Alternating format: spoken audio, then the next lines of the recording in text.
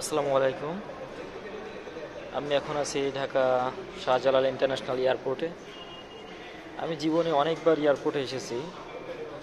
সারা জীবনে আসার পরে এয়ারপোর্টে আসার পরে দাঁড়িয়ে দাঁড়িয়ে নিচে দাঁড়িয়ে দাঁড়িয়ে অনেক ঘন্টার পর ঘন্টা অপেক্ষা করেছি, কিন্তু এই প্রথম দেখলাম যে ডক্টর ইউনূসের ওসিলায় যে কত সুন্দর একটা যাত্রীদের বসার একটা সুবিধা।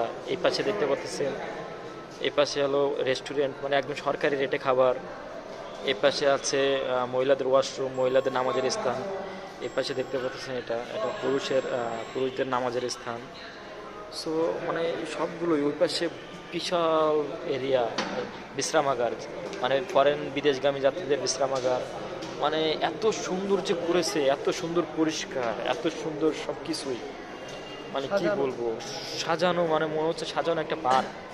তো জুলাইয়ের সকল স্মৃতি এখানে আছে যে।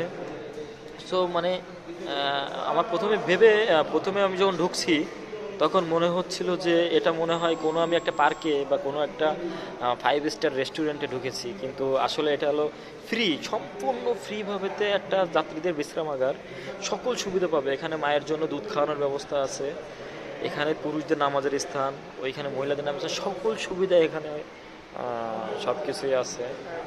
সো যেখানে এখানে দেখতে পারবে যে কোন ফ্লাইট কখন নামতেছে উঠতেছে, সব কিছুই সিস্টেম, সব কিছুই একবারে সুন্দর করে সাজানো।